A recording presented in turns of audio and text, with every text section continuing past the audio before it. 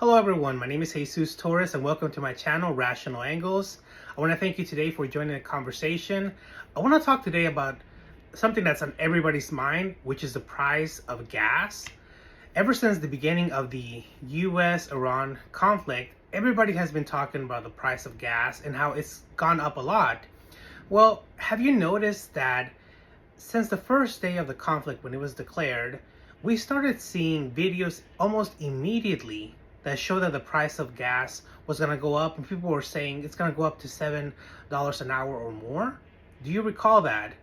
Well, when I saw that, I immediately thought to myself, this seems very unreal, because that spike in the price of gas does not seem like something that would happen in the real world. It was just way too fast.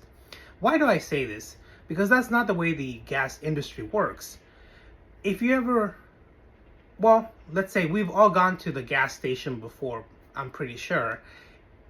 Under the gas station, there's going to be tanks, huge tanks with gas that's already been purchased. It belongs to the gas station.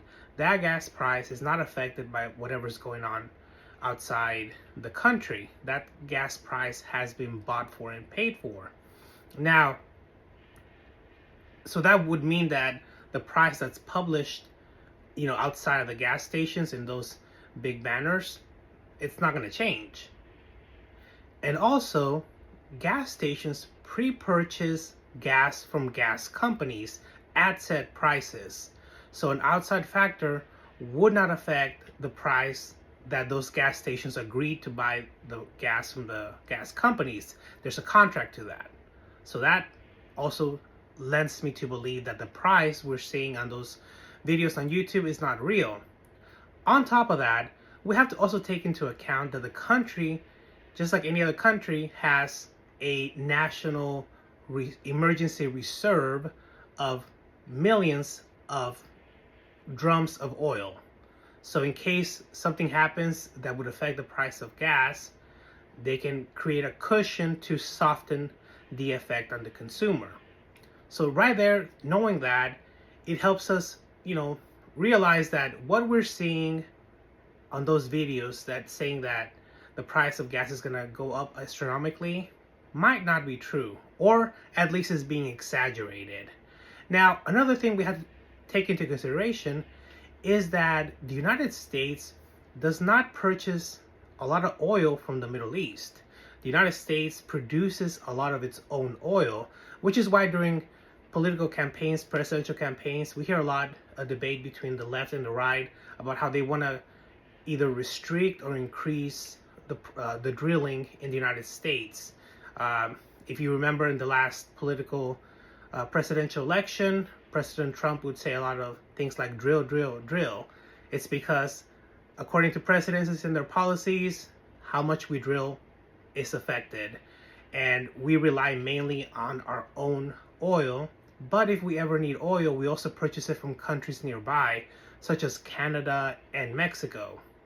Now, that doesn't mean that we are not part of the global oil market.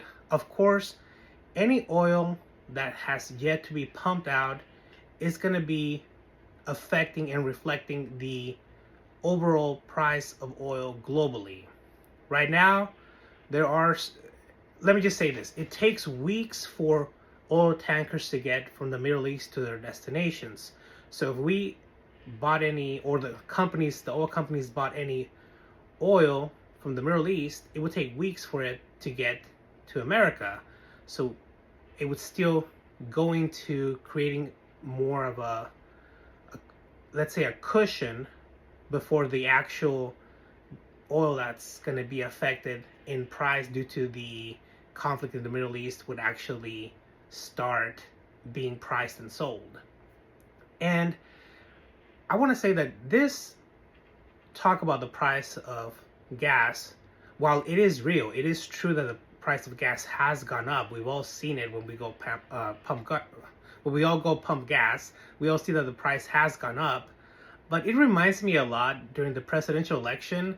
Do you remember how people kept talking about the price of eggs, and everybody was talking about eggs this, egg that, and how the price of eggs was so unaffordable?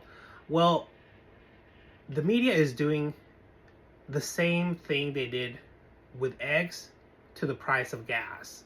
They're looking for the worst case scenarios, such as the price of gas in California or New York, and they're talking about it in a way that makes the viewer think that it is the price of the entire country. Or if they don't do that, they talk about a national average of the price of gas, but the average will include the lowest prices along with the highest prices. So it's also not a realistic picture of what the price of gas is. The price of gas, just like the price of eggs, is going to depend of where you live, of the time of the year in the case of gas. If it's going to be vacation season, if you live in a, I don't know, if you live in a highly populated area, it'll affect the price of gas. So the best gauge for you to know what is going on with the price of gas is to look at your immediate surrounding gas stations. That's how you'll know what the price of gas will be in your area. And yes, it has gone up, but it has not gone up as much as, or at the speed as many YouTubers are trying to make it seem as. So in conclusion, I want to say that we have to stop relying a lot on the videos that we see, because YouTubers, they know that creating panic is going to drive views, so they have an incentive to show the worst case scenarios. I'm not saying they're all doing that, but it is what drives views. So we always have to make sure that yes, we watch the news, but we also watch what's going on in the real world, such as your local gas stations, to get a better picture of what the reality is. I want to thank you for joining today's discussion. Again, my name is Jesus Torres. If you haven't subscribed to the channel, please subscribe. It would really help me out. Give it a like, share it. And until next time, have a great rest of your day.